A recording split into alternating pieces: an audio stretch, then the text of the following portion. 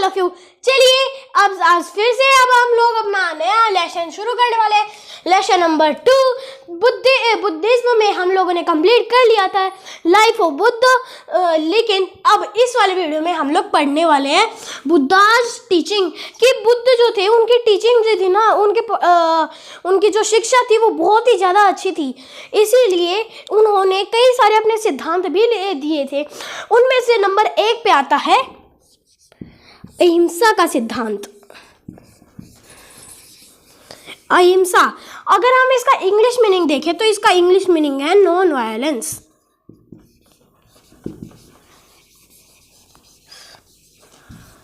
इसका हिंदी मीनिंग है non violence, और इन दोनों का मतलब जो है वो है नॉन हर्टिंग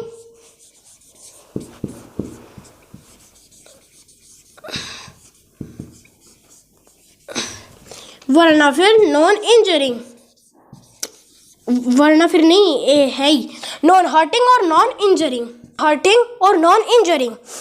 अब इनके अहिंसा जो है नॉन हर्टिंग और नॉन इंजरिंग। नॉन हर्टिंग का मतलब, नॉन हर्टिंग और इंजरिंग वो कहा करते थे कि किसी भी प्राणी को हम लोगों को शारीरिक बहुत थॉट एंड एक्शन के माध्यम से किसी को भी हमारे को कोई भी चोट नहीं पहुंचानी चाहिए। जैसे कि नॉन हर्टिंग का मतलब होता है जैसे कि आप किसी के बारे में बुरा सोच रहे हो, अरे ये तो क्लास का टॉपर था, इसके तो इतने कम नंबर आ गए, तो उसको हर्टिंग हुई, वो हर्ट पूछ रहा है, अरे मेरे कितने गंदे दोस्त था। और नॉन इंजरिंग मतलब कि किसी, मान लीजिए कि उसने, अरे तेरे तो इतने गंदे नंबर आए, फट, किसी को धक्का मार के या फिर किसी को चोट पहुंचाना, वो होता है नॉन इंजरिंग। और नॉन हर्टिंग मतलब कि नॉन हर्टिंग का मतलब नहीं होता, नॉन हर्टिंग मतलब कि किसी को भी चोट शारीरिक रूप से मानसिक रूप से चोट नहीं पहुंचाना। और नॉन इंजरिंग का मतलब होता है किसी को शारीरिक रूप से चोट नहीं पहुंचाना, किसी को मन, वचन या फिर कर्म के द्वारा किसी को भी चोट नहीं पहुंचानी है हमारे को। बाद में नंबर 2 का देखें तो नंबर 2 पे आता है हमारा सेल्फ डिसिप्लिन।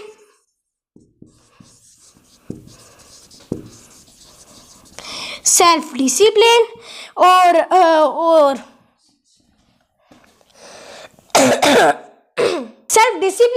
और सिंसियरिटी, ये दो मेन है जो दिए गए थे बुद्धास की टीचिंग में। ये दो भी मेन है कि सेल्फ डिसिप्लिन, अगर हमारे में डिसिप्लिन होगा तो किसी भी चीज़ को हम लोग पढ़ सकते हैं, फिर किसी भी चीज़ के बारे में हम लोग ज़्यादा जानकारी ले सकते हैं। सिंसियरिटी और सेल्फ डिसिप्लिन, अगर हम लोग सिंसियरिटी और सेल्फ डिसिप्लिन ये दो मार्ग अपना ले तो हमारे को कोई भी नहीं रोक सकता। सक्सेस तक पहुँचने से हमारे को कोई भी ऐसी चीज़ नहीं है जो हमारे को रोक सके, अगर हम इन दो चीज़ों को अपना लेते हैं। अब लास्ट आता है नंबर 3 पे, वो रुकिए एक बार इरेज कर देता हूँ, रुकिए, लास्ट का 1 नहीं बचा, लास्ट के 2 बचे हैं। अब कर्म और रीबर्थ, कोई भी आदमी है, मान लीजिए ये आदमी है, इसने सारे अच्छे कर्म किए हैं, तो ये क्या बन जाएगा, ये बन जाएगा भगवान। अगर इसने सभी के सभी कर्म अपने अच्छे किए हैं तो ये बन जाएगा गॉड।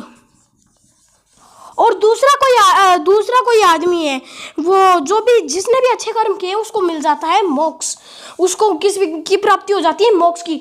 और दूसरा एक और आदमी है, उसने कुछ बुरे कर्म किए हैं, मान लीजिए कि 5 बुरे कर्म किए हैं और 15 अच्छे कर्म किए, तो उसको क्या मिल जाएगा, उसको पहले अपने 5 कर्मों का फल चुकाना पड़ेगा कि उसने 5 बुरे कर्म किए तो किए क्यों, लेकिन वो गॉड नहीं बनेगा क्योंकि उसके सारे अच्छे कर्म नहीं है। तो उसने 5 कर्म बुरे किए लेकिन किए क्यों, नंबर 1 पे अगर हम देखें उनके किए हुआ जो बुरा कर्म है, मान लीजिए किसी ने अच्छा कोई बुरा कर्म किया है तो उस बुरे कर्म के अंदर वो कोई भी एनिमल बन सकता है। एनिमल आप जानते हो कि इंसान ने अगर जितने ज़्यादा उसने बुरे कर्म किए उतने ज़्यादा एनिमल्स के रूप में उतार लेगा, या तो कीड़ा मकोड़ा। जो हम लोग इंसानी जो योनि है वो सबसे बढ़िया योनि है। अब किसी ने, मान लीजिए मैंने अच्छा कर्म किया है पिछले जन्म में, तो मेरे को अब इतनी ज़्यादा अच्छी खासी सुविधाएं मिल रही है और अच्छी खासी मैं इंसानी योनि में।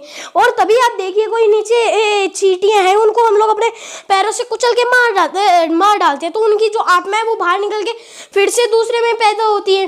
तो ये जो पूरी साइकिल रहती है ये होती है ये होता है इंसान के कर्म और रीबर्थ की। जब तक वो उसके कर्मों का हिसाब पूरा नहीं हो जाता तब तक वो फिर से जन्म लेता रहेगा, फिर से रीबर्थ और कर्म की यही पूरी साइकिल रहती है। अगर जैसा कर्म करोगे वैसा ही फल पाओगे, यानी कि रीबर्थ, फिर से रीबर्थ होता रहेगा जब तक आपके सभी बुरे किए हुए कर्म हैं वो एक एक करके समाप्त नहीं हो जाते। जैसे कि मान लीजिए आप कोई चींटी बन गए तो किसी के पैरों से कुचल दिए तो आपका पहला किया हुआ बुरा कर्म नष्ट हो जाएगा। ऐसे ही करके और भी कर्म, बुरे किए हुए कर्म ऐसे ही करके नष्ट हो जाते हैं। और दूसरा, और मैं आप सभी को लास्ट बता देता हूँ, वो है 8-fold पाथ और द 4 नोबल ट्रुथ। अब चलिए अगर हम आगे आते हैं तो 4 नोबल ट्रुथ और 8-fold पाथ अब हम जानकारी लेते हैं। 4 नोबल ट्रुथ, 4 जिनको हम हिंदी में कहते हैं 4 आर्य सत्य, और 8-fold पाथ जिनको हम कहते हैं हिंदी में अष्टांगिक मार्ग। अब 4 नोबल ट्रुथ कि 4 नोबल ट्रुथ कौन कौन से हैं? The truth of suffering, first है द ट्रुथ ऑफ सफरिंग, जिसको हम क्या कहते हैं? दुख। फर्स्ट है दुख, या फिर द ट्रुथ ऑफ सफरिंग।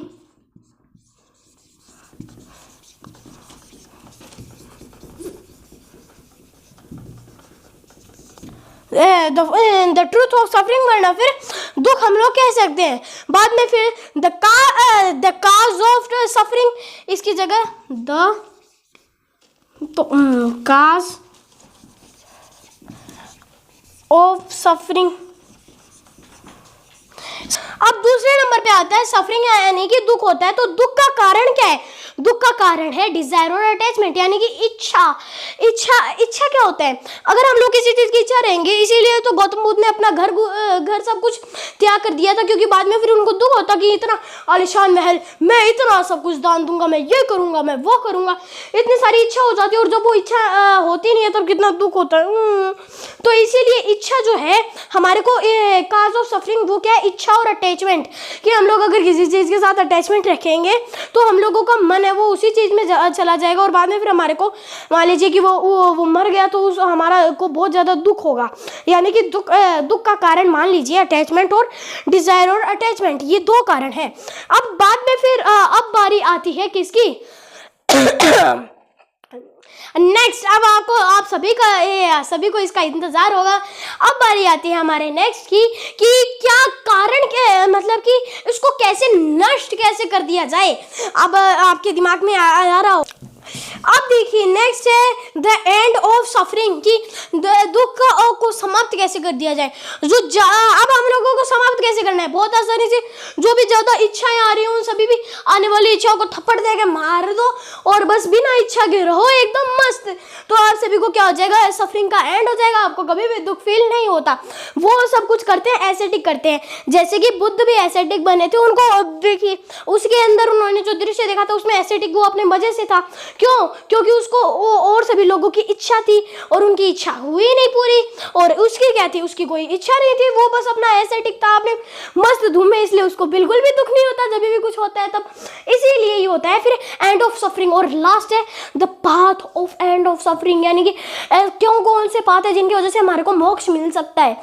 अब वो पाथ कौन कौन से हैं? ये PATH लिख देता हूं मैं। अब वो पाथ है उनको कहते हैं हम लोग 8-fold पाथ।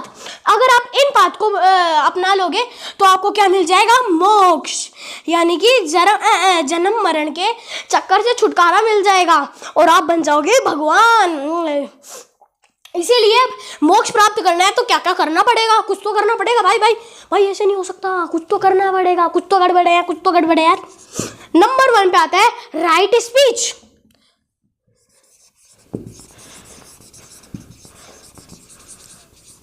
हमेशा किसी के साथ एकदम सत्य बोलना कभी। और नंबर 2 पे है राइट बिलीफ। अगर आप किसी पे विश्वास करते हो तो अच्छी तरीके से सही विश्वास करना है, ऐसा नहीं है कि वो आपका विश्वास तोड़ दे। Right belief. नंबर 3 पे आता है राइट मेडिटेशन।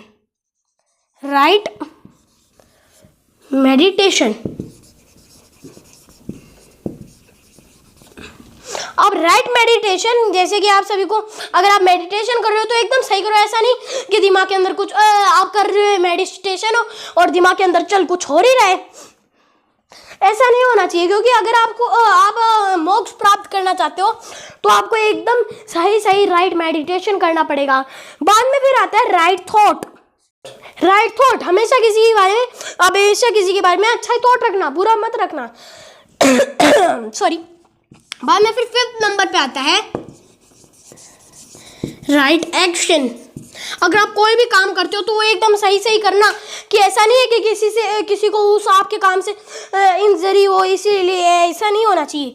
और नंबर 5 के बाद में नंबर 6 पे आता है राइट मेमोरी, कि हमेशा अपनी मेमोरी वो एकदम सही सही सत्य रखना, अपनी मेमोरी के अंदर अपना दिमाग को एकदम प्योर रखना हमेशा।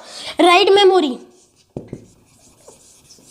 Write memory, write memory. और नंबर 7 अब राइट लाइवलीहुड, मतलब कि आप कोई भी अगर जॉब करते हो, लाइवलीहुड का मतलब होता है जॉब। अगर आप कोई भी जॉब करते हो तो उसको सच्चे मन से और एकदम सही तरीके से वो जॉब करा करो। राइट लाइवलीहुड, इसी को हम कहते हैं राइट लाइवलीहुड। फिर नंबर 8 पे आता है राइट एफर्ट, कि अगर आप किसी भी चीज़ के लिए अगर प्रयास कर रहे हो तो वो एकदम सही सही प्रयास करना है। ऐसा नहीं है कि आप आप कर तो प्रयास रहे हो, लेकिन आप सभी को मान लो कि कोई अच्छी चीज़ दिख गई, कोई आप किसी आदमी को सोना दिलवाना चाह रहे हो और आपको खुद को दिख गई उस साइड चांदी, तो आप चांदी की तरफ भाग जाओगे। यानी कि राइट एफर्ट, हमेशा अपना एफर्ट वो हमेशा राइट एफर्ट, आपका एफर्ट वो हमेशा राइट रहना चाहिए। तो ये है 8 फोल्ड पाथ। देखिए 1 2 3 4 5 6 7 8 होते हैं 8 फोल्ड पाथ जितने भी हैं। तो आज के लिए इतना ही। जय हिंद, जय भारत। मिलते हैं अगले वीडियो में। Bye bye. और मेरे को ना जुकाम हो रखी है, इसी वजह से मेरे को बीच बीच में खांसी आ जाती है। ओके, और सभी को हैप्पी दिवाली। पहले ये बता देना कि मैंने ड्राइंग अच्छी बनाई है या फिर पूरी, क्योंकि मेरे को आता ही नहीं है बनानी। Bye bye.